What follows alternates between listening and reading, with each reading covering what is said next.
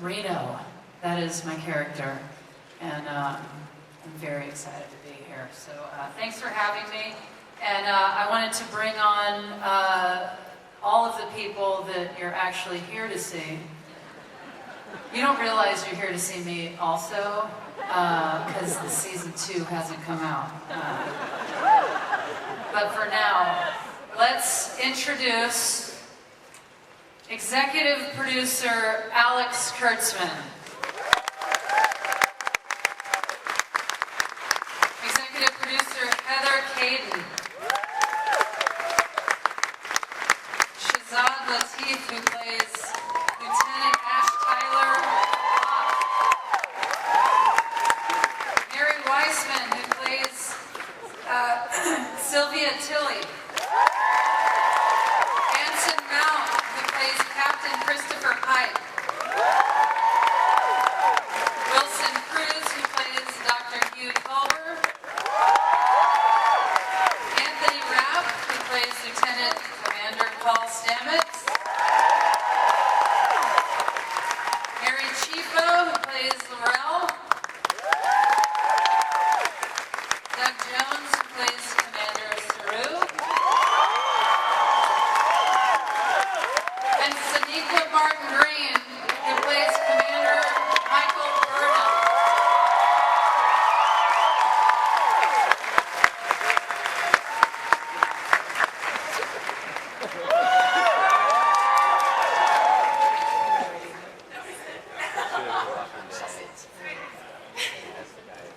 What up, Hall H?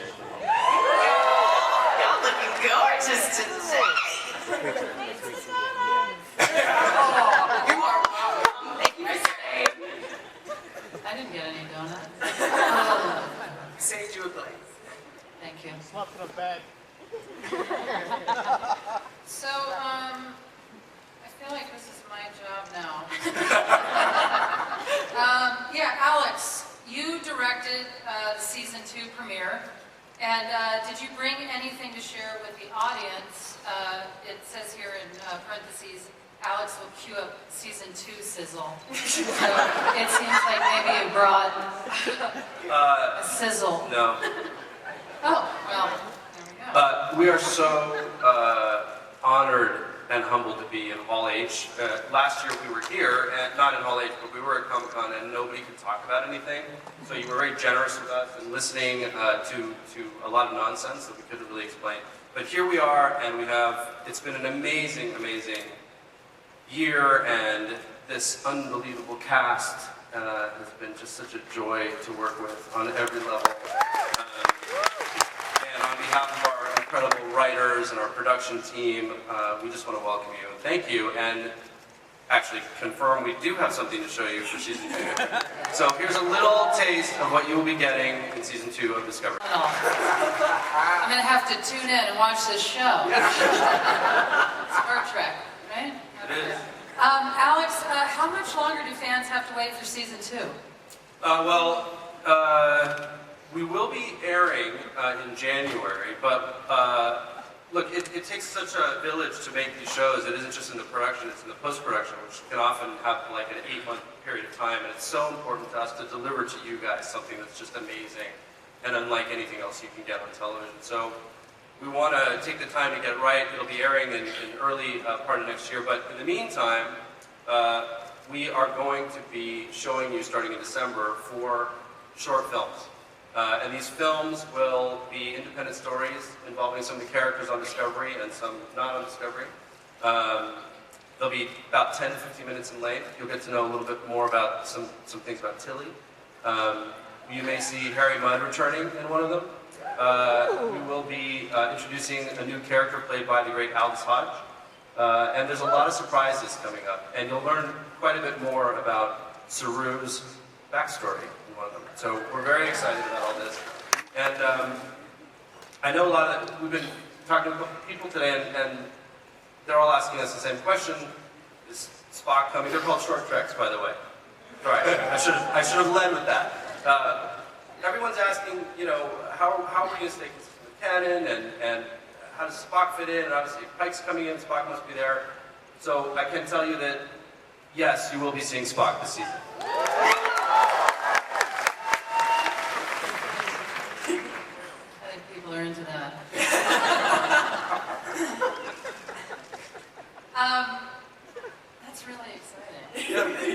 if everybody was like, that's all I came to find out. Heather. Hi. Hi.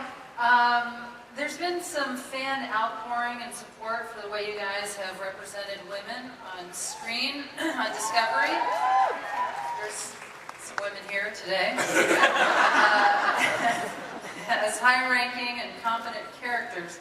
Was that a conscious choice to steer the characters in that area, or do you feel like it was a natural step in the diversity and representation for the legacy of Trek? Well, it was both. When we first started talking about the show with Alex and Brian Fuller, it was really important to him and all of us that our captain this year, or captain-to-be, was a female and a female of color, and really that all the women on our cast and crew being the crew of our ship, are not defined by their role as they are with a man. You know, they're all defined as the female characters that they are, and they all have their own story, and I think hopefully there's a lot of women therefore who can see themselves as Tilly, as Giorgio, as Sonequa's character, Michael. Think about her name. But Reno. yeah, it was cute. And Reno. And Reno, absolutely, Reno is- absolutely. So yeah, very intentional. Yeah. The cast, it's incredible. And you had a lot to do with the casting. Well, we all did, but really, actually, Margie Simpkins, who's here, is our amazing casting director, and Well, yes, of course, there's could not casting have done it directors as without well. her. But Sonequa, I have a question for you. I would love to answer that. My fellow vegan. Yes! Oh, good. One other vegan. That's okay. 1,000 Hey. people. Hashtag Probably my wife. Are we? Yeah, I guess we already know this, but I'm going to skip to another question. A year ago, you were here at Comic-Con, but no one had seen the show yet. What has the journey been like since then? You know. Yeah. It's been outstanding. Hey, y'all. We're so happy to be here. But yes, it's been outstanding. I think, we deeply believe in what we're doing. We know what a big deal it is, and, we're very, very honored in the true sense of the word. So being able to dig into this story, we have so much love for our iteration and for what we're doing, trying to take that next step, innovating, which is what Star Trek is, that's the heartbeat of Star Trek, is innovation, looking ahead to the future so that you can create it in your present. Just being able to tell these interesting, dynamic, painful stories, I think all just, touched us in a very deep way and was very much like what you hope for and dream for as an actor. And everybody on this stage and everybody in our company, outstanding people, tremendously gifted, passionate, egoless people. So it's awesome. It's like you get all of it in one. Yeah, that's incredible. starts at the top. Don't be shy to To have clap. an example. And if you hear someone clapping, don't be shy. You don't want to leave somebody hanging out there just doing a solo clap. We also take standing ovations after each question as well. Clap etiquette. Yeah. Anthony, Yes, Nick. my dear friend, you have been voted most likely to succeed at Space Talk by your co-stars. Yes. Yes. You often have the most scientifically difficult lines to say. Yeah. How do you remember all of that? Do you understand what you're saying? And can you give us an example? Here in Hall H, and was my coaching helpful with your acting? Wait till you hear Tiggs do some space talk. That's what I got. It's true. With like flashing lights and darkness. My boyfriend Ken is like really helpful in helping me run lines. You know? But the truth of it is also that when it's good writing that makes sense, yeah, I have to study it and figure it out. But when it makes sense, it makes it easier. And so we're really blessed with writers who understand that it's not just a bunch of gobbledygook. It's actually something that relates to actual physics/biology or whatever it is. So that makes it more helpful. You're asking me to remember my lines right now when I'm standing in front of 8,000 people? 6,000? I know some lines from an episode I did. Go for it, Jake. Yeah. Am I able to do it? Do it. Yes. Okay, sure, you hear, no, I do remember it. You hear that, Valentine? The war's over. Valentine took a piece of shrapnel to the left aortic valve, needed a transplant, but couldn't find a donor, so he had to piggyback his heart to a dead Bolian to keep it ticking. There you go. By the way, I think you are great at remembering your lines. Hey. However, everyone has been on this show. Like, it's really impressive.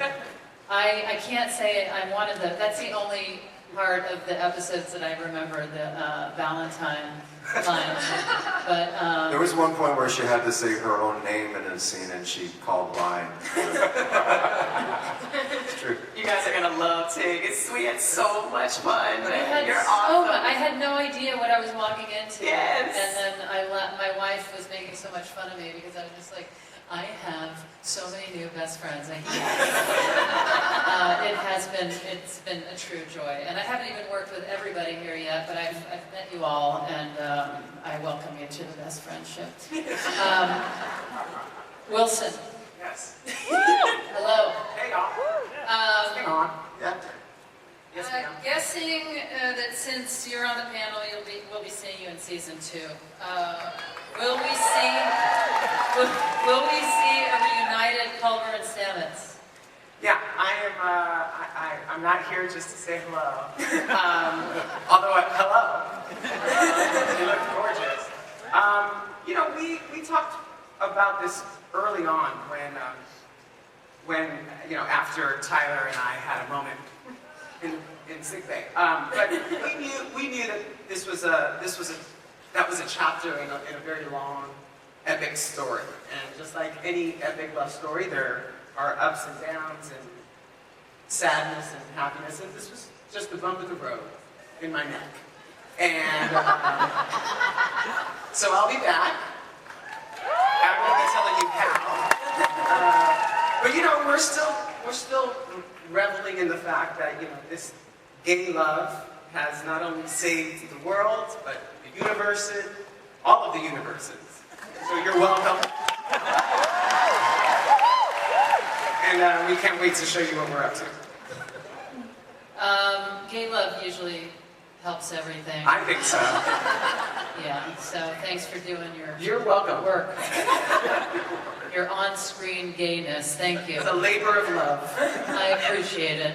You're I'm welcome. wondering how long we can go back and forth. It's a Do dream you for think me. we'll ever be involved on that? Absolutely. Don't we look like we would have chemistry? No.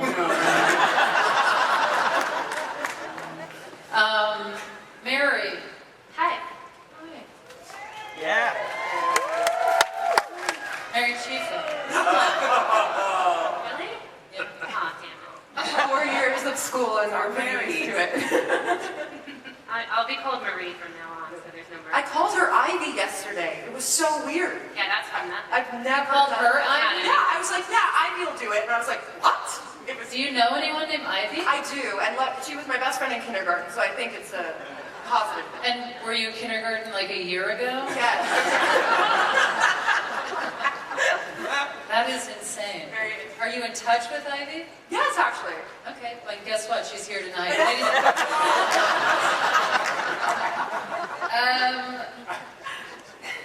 Mary Chiefo. Yes. We last saw Laurel trying to unite the Klingon Empire at the end of season 1. Where will we find her in season 2? Well, yes, she has this awesome detonator to help her out, and yes, she is trying to be the best chancellor she can be of this very patriarchal Klingon Empire, and there are male Klingons who maybe aren't so happy with that, but she is doing her best to uphold Takupa's mission, and with that also comes a fun new chancellor aesthetic, which I'm a huge fan of, and I hope you guys will be too.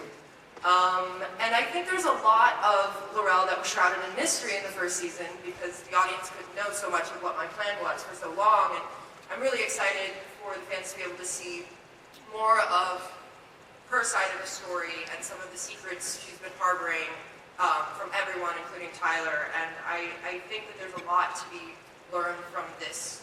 It's very archetypal to me. That's what I feel so humbled by. Is that I feel like I'm looking to Medea, Antigone, Queen Elizabeth I. Like there's so many different archetypal women that I'm getting to manifest, but she's also a Klingon, so there's an alien quality to her journey that is not quite like a Greek or a Shakespeare play. And then I also just have to say, I started going to Comic-Con when I was 7 years old, and with my best friend Eve. Wait, what about Ivy? Ivy was great too. What happened to Ivy? She wasn't as into the Comic-Con scene. But it's really, really humbling to be here because this really is a dream come true. I really did dream of being on a panel in Hall H, and not just to be on a panel, but to be a part of a show that I believed in and playing a character that is so incredibly empowered and complex. I mean, this really is so moving to me. So I just had to say that. So thank you.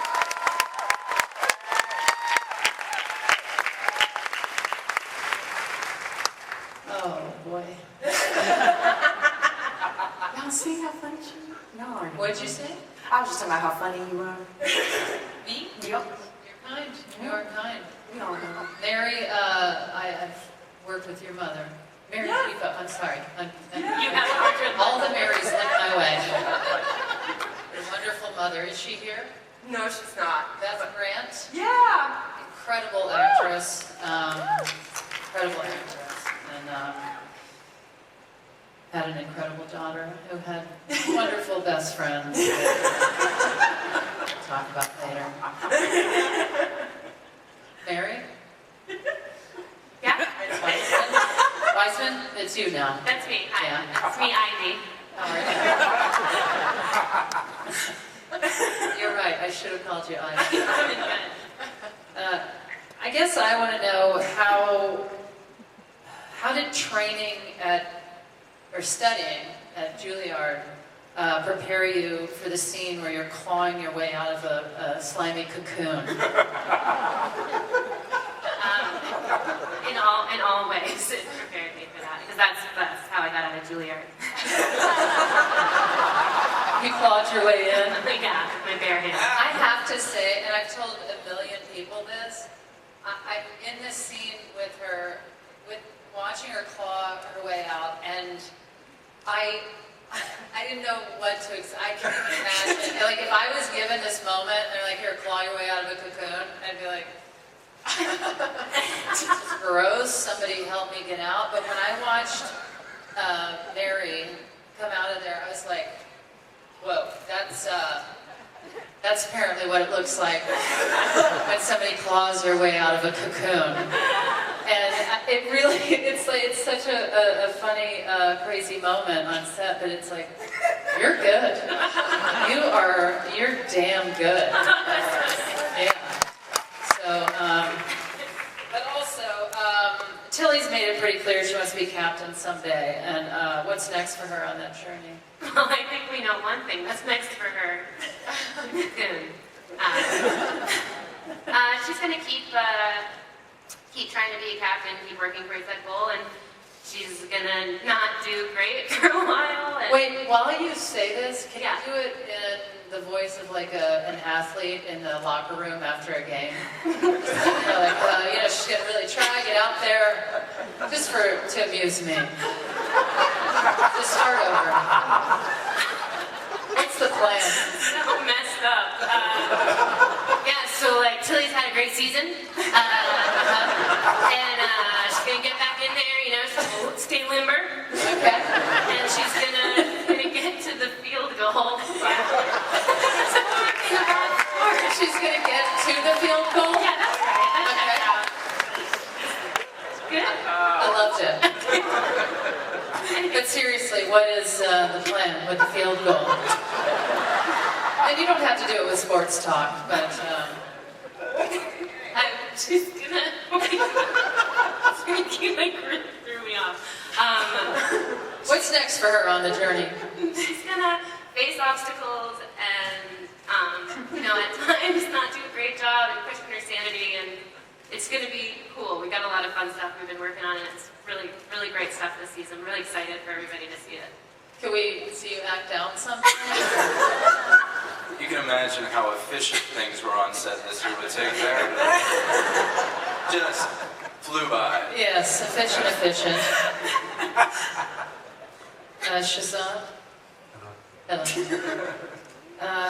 You were involved in one of the most complicated love triangles or love squares on television last season with Fox. Klingon past relationship with Laurel and Tyler's relationship with Barnum.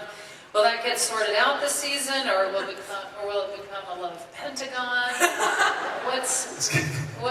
How many more people can we add to this?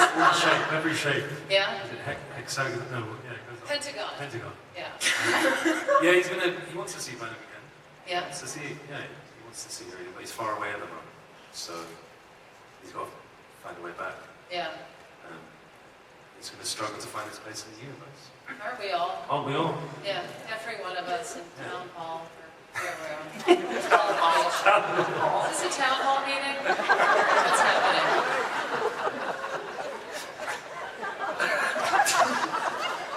I see regret on everyone's face. It's all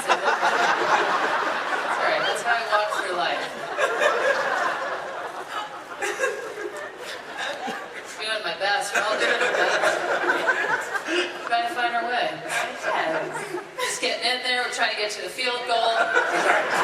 Putting on our sports shoes. Doug?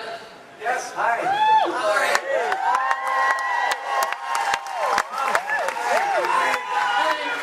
I love you back.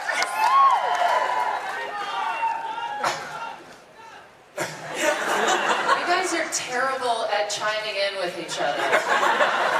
Somebody gets trying to get a clap going and a chant, and everyone's like, no, I'm waiting for my moment. Doug, you've probably spent more time in prosthetics trailer than any other actor ever. What has it been like playing Saru now for an entire year? And also, I want to give a shout out to the Emmy-nominated special effects makeup team.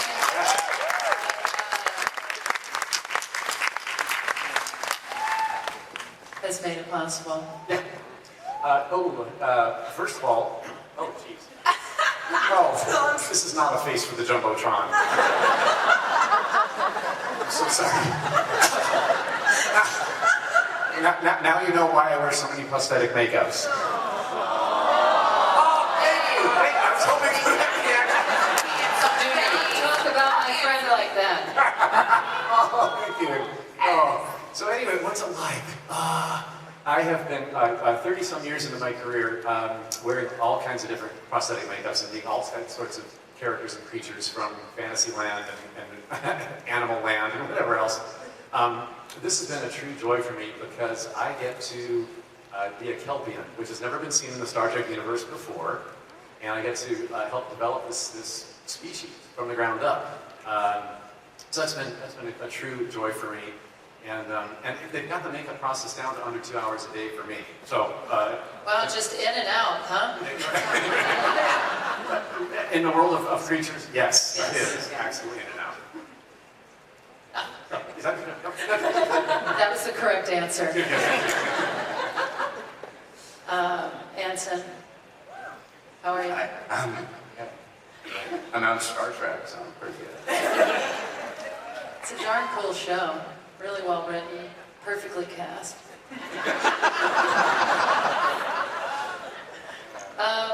Can you tell us some of the folks, can you tell some of the folks, can you? This is what it's like.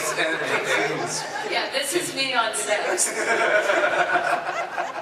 you see my episodes, I'm holding a cue card and still getting it wrong. Can you tell us some of the folks from the Enterprise crew we might be meeting in season 2? Please. Yeah, so that's the one thing that everybody has been asking since the season 1 ended with the Enterprise showing up, and do we get to meet anybody else from the Enterprise? And I was very excited about this panel because I was going to get to reveal a very pivotal piece of information. So thank you for stealing my thunder, Alec. You're so welcome.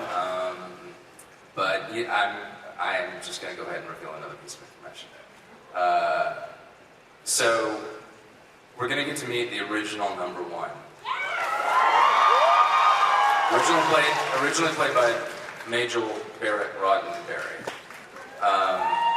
who I just found out she also voiced the computer for the ship for a long time. What? You got called out, Anson. Oh yeah, I just found that out. I didn't know that. So our new number one, I can't tell you who it is, but her initials are Rebecca Romaine. I'll let you figure that Piece together who that is. out. And she's great to work with. Lovely. Oh, and you know what? Can I go ahead and say it? I get to meet another member of the Star Trek family today.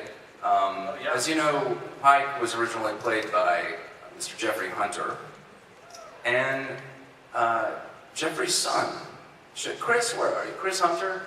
Could you stand up? Where? There he is, right there. That's Jeffrey Hunter's son, and he came all the way here just to meet us and to shake my hand and tell me that he thinks his father would have been happy with this casting. So, and I really appreciated that. That's awesome. Thanks, Anson. Yes, ma'am. Alex, what can you tell us about where season 2 is going and how it'll fit into canon? Well, we know we owe you a lot of answers about how this season connects to canon, and you will get those answers this season, guaranteed. You're just not going to get them the way you expect them. A lot of what the first season was about the crew finding each other and coming together and forming the foundation of a family. Now they really are a family. And so much of what will happen over the course of season 2 is going to test them as a family constantly. And they may even have to make choices between their real family and their Starship family. So a lot of family theme is going to be a huge part of it. As you may have seen in the trailer, there are these mysterious signals that appear, and these signals are very significant and form a lot of the investigative trail of why Enterprise is here and where they're heading. And it will lead to a lot of surprises as well. Wonderful. Thank you, Tig. Yeah, thank you, Alex. Heather, to go back to casting, are there any auditions that stick out to you?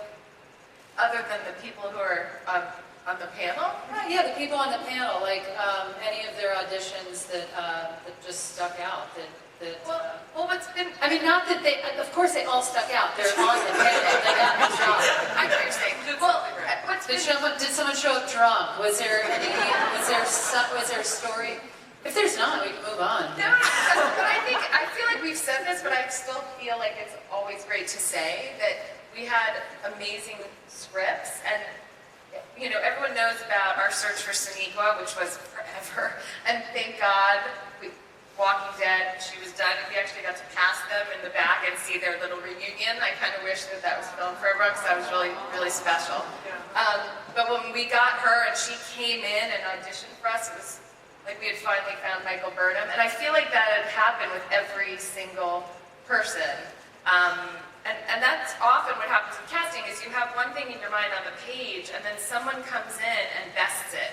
It's like Tilly was specific on the page, and then what Mary's brought to it is, I always say this, and I know I embarrass you, I apologize, but it's so much more than I ever thought of when I saw it. But everyone, I can say that about every character. So that was a really boring answer, but it's really true, because there are sometimes for these roles, you could read 400, I think we read 400 people for Michael Burnham, or looked at 400 people. Oh my God. So it's so hard, you know, to be that, to get that role. So she really got that role. She really got it, yeah. Got it. Okay. And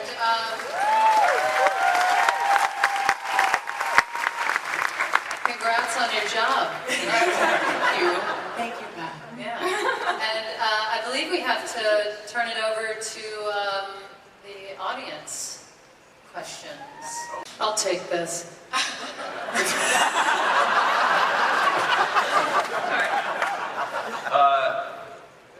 Maybe. Thank you, Alex. I could have said that. Hi, I'm Adira. I just want to say I really love Doug and Sonequa. Both of your characters have like really helped me a lot and made me stronger, and I think you guys are one of my favorite actors. So my question is, I've noticed that every time like a new Star Trek series is released, there's a lot of backlash because I guess people don't like change. So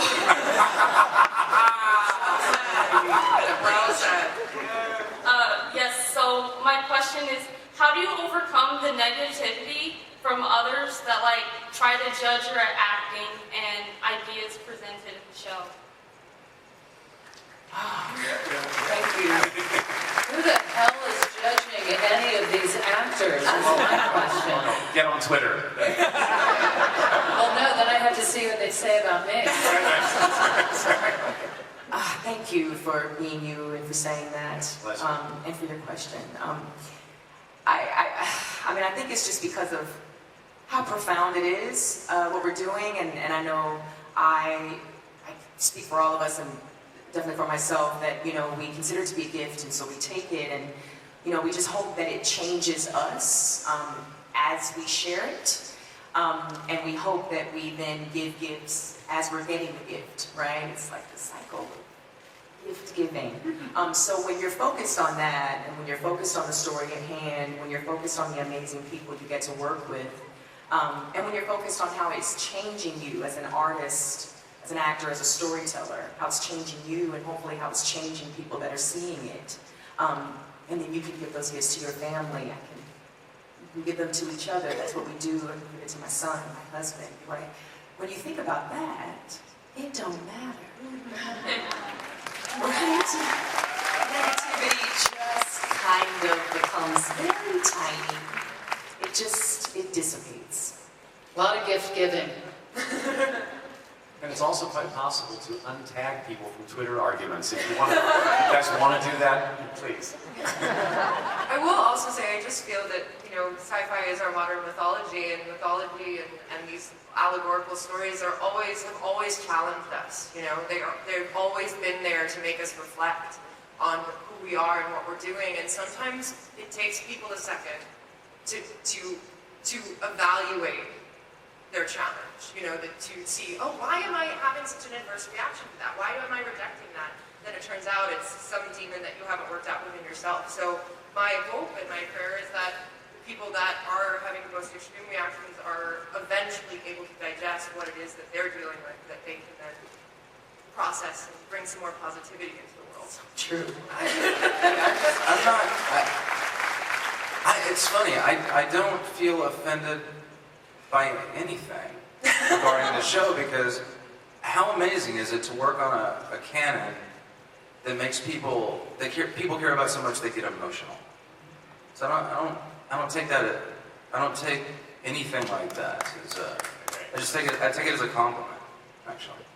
This means people care very much about the product, and that means the world to us. So keep the conversation going, absolutely. It's true. But untag us. Yeah. Yes. Hi, my name is Lindsay. My question is for Sonequa. How was the transition between space and getting chased by walkers? Hi, and thank you for that question. I mean, whoa, mind-blowing. Nothing that I would have imagined. I had no idea what was next after Walking Dead, and I was, you know, shooting those last few episodes when I found out that Star Trek was coming back to TV and whatnot. And thank you, Heather, for what you were saying about the audition process, and then also about, you know, coming in contact with my old Walking Dead family. And that also speaks to, you know, what we're talking about here, and how these connections can be eternal. And so there's old family and there's new family. It's gonna, I don't want to cry right now. I'm done.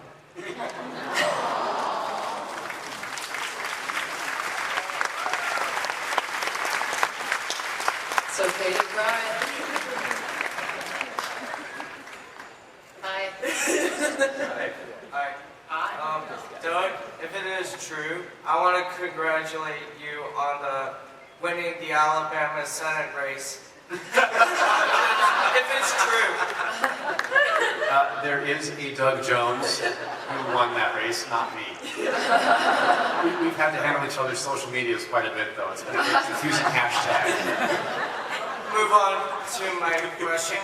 My question is, will there be any Easter eggs from past Star Trek media into your show? Any Easter eggs? Yes, there definitely will be. I think we, obviously, as I said, we're syncing up with the canon this year, so I think you'll see quite a few. You see the story in the trailer at the end there? That dude? Yeah. Did anyone recognize him? Linus, our historian? Remember him? Motion picture? No? No? Well, there you go. Hi. Question for Saniqua. The question is, since you and your husband have collaborated on writing projects in the past, do you plan to collaborate on writing bigger projects in the future or even writing for this show?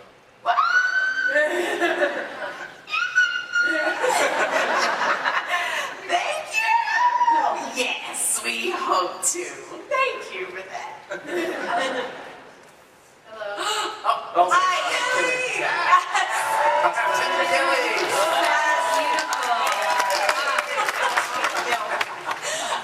My name is Julia. I have a question. It's a friend asked it sort of as a joke, and it's haunted me ever since. Was Lorca planning to eat Saru? Oh, that's a good question. I almost caught him looking at me funny, but I didn't think it was because I looked tasty. He definitely, he would have looked, he sort of would have been like a chicken nugget to Lorca. So he probably was thinking about it a lot while having conversations with you last year. Little did you know. I did. I hope that helped. Hello. Hi. Oh, God. We met earlier. We were in the Mirror Universe together. Hi. I wanted to say that you guys are the most genuine, gold-hearted people ever. And you deserve all the praise you can. But my question was for Doug. How relieving is it to go home after taking all that stuff off your face?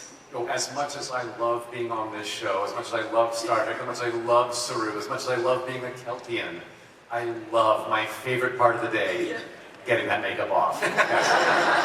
Also, while I have the mic, I also wanted to say, we also get to visit Saru's home planet this year. So, yes, so knowing season 1 was set up that I am a prey species, who's the predator, all these questions might come into play when we go to my home planet. Okay. And we're all going. Backpacking. Hi. Hi, my name is Carolyn, and my question is for Saniqua. So coming from a show like The Walking Dead, where all of the women are strong, and like you had another female lead, a black woman than I, what does it mean to be in a show like Star Trek, a sci-fi show where you're the lead, and you had Michelle Yeoh playing Giorgio, another woman of color, and now we're also getting more story for Tilly and other female characters? I mean, it's like universality is something that has to be fought for. It's something that has to be, you have to stretch for it, and you have to make it happen. And I appreciate our team here, the team of decision makers who have decided to bring this iteration the way that it is. And, you know, we see diversity in all its forms. And so, you know, it's such a privilege for me to play strong women, but even more than that, to be surrounded by strong women.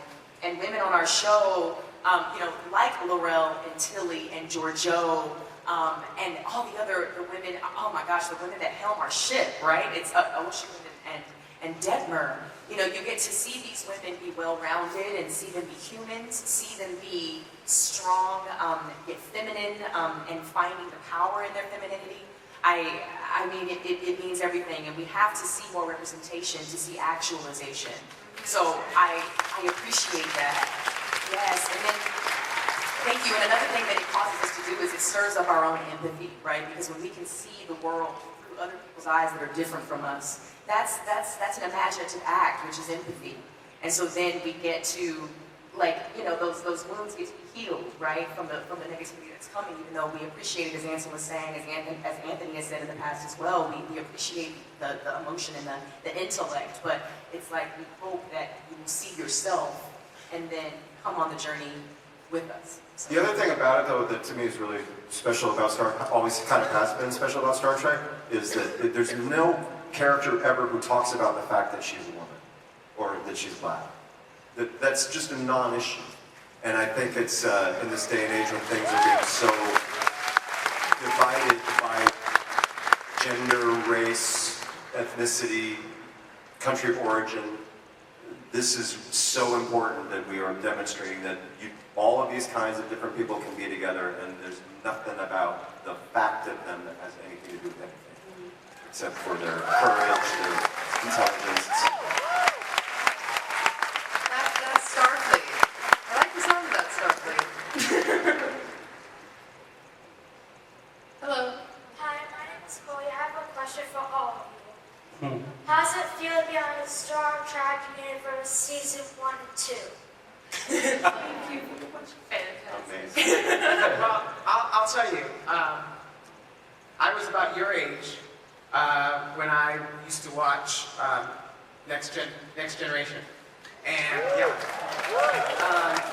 because that was our Star Trek for my generation, and I remember sitting in my room and it was a black and white TV because we was Poe.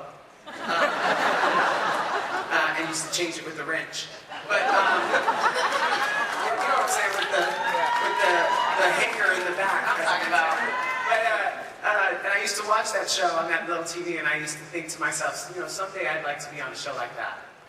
So for me, to be sitting here with all of these amazing people, and to be telling stories about hope in this moment in time in our history, it feels like a gift to me that I get to give back to you. So I feel like we are creating a family here, and we want to expand the size of this family to fit all of us. It never, growing up in rural Tennessee, it never occurred to me that I never said to myself, well, okay, I need to be on a show. Like, I grew up with it on syndication. By the time I was 10, I'd seen every episode of Star Trek. And that was one of our go-to make-believe games, was to play Star Trek. And so, I mean, every day, we're going into episode 6, and every day I walk on that set, and I have to pinch myself. It is so surreal to be on Star Trek. It's just still like, what? Me? Wow. Yeah, you. Yep. Yes, little boy in Tennessee, come along. Hi, we're Terrans. Yay. Cosplay. We kind of like this show. Question is for the cast. Now that you're being a part of Star Trek Discovery, in what ways do you feel that being on the show has influenced how you see the world?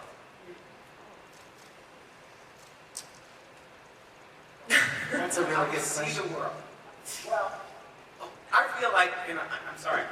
I feel like this show, this franchise, helped me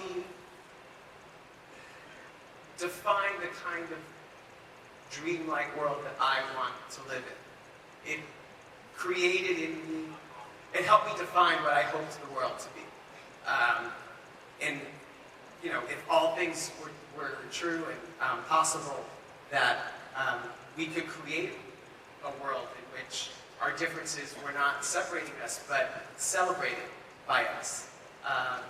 That men and women found equity in not just their realities, but their dreams and ambitions. That's what the show gave to me. And I think I can speak for all of us when I say that that's the kind of thing that we want to give to you, especially in this moment. So, Yeah, and I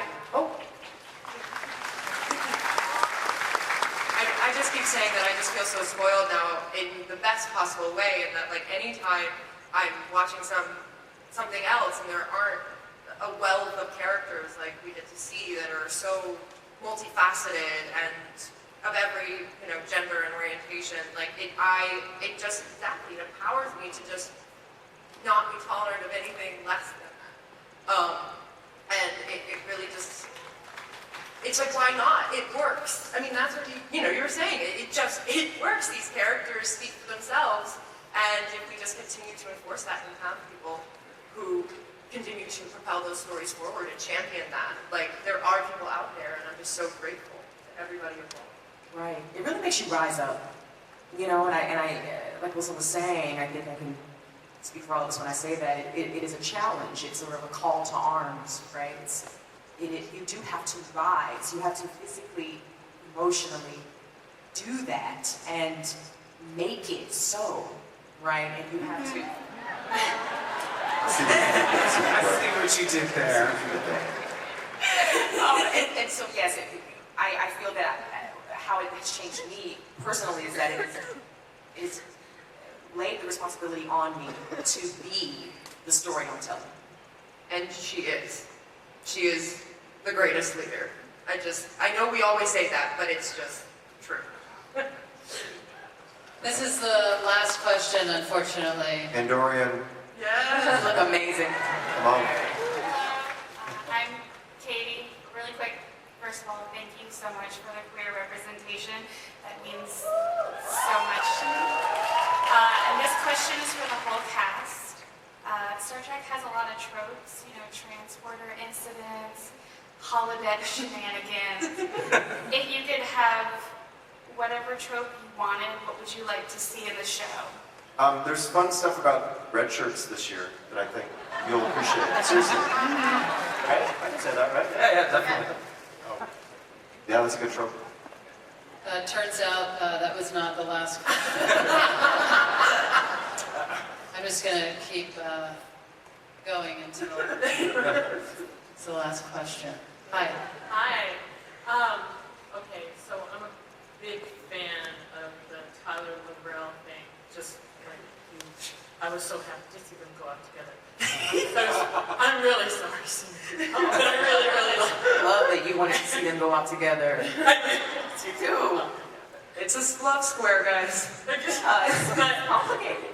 My question is that there was a lot of discussion online about whether or not that relationship was completely consensual, and that whether Ash was really more of a victim of whatever.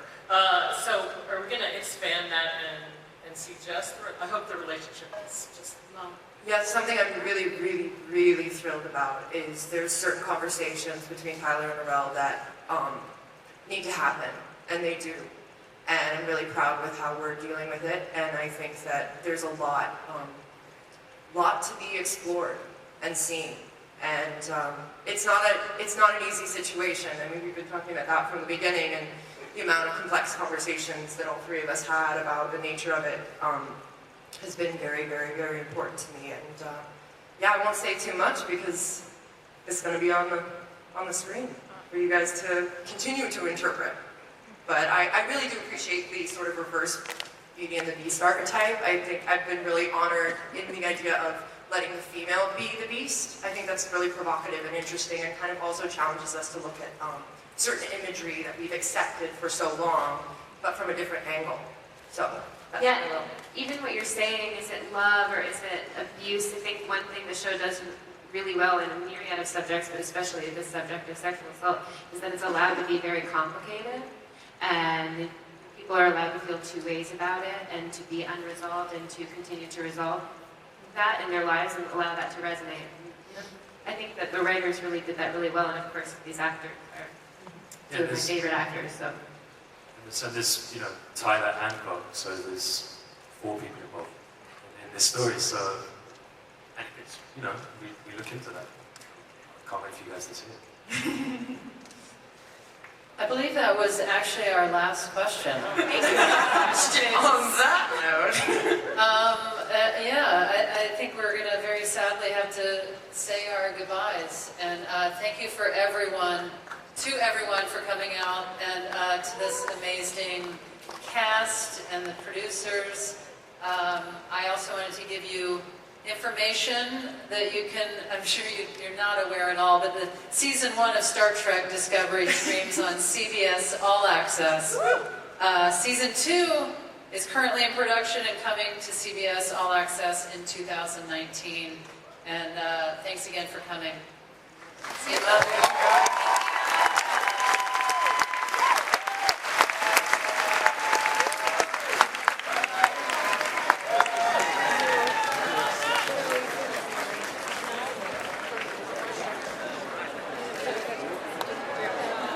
All right, ladies and gentlemen, let's hear it once again for Star Trek Discovery and all our guest panelists, executive producers Alex Kurtzman, Heather Gadeen, and our cast, Shazad Latif, Mary Wiseman, Ensign Mount, Wilson Cruz, Anthony Rapp, Mary Kifo, Doug Jones, and Sonequa Martin Green, and our special guest moderator, Tig Notaro.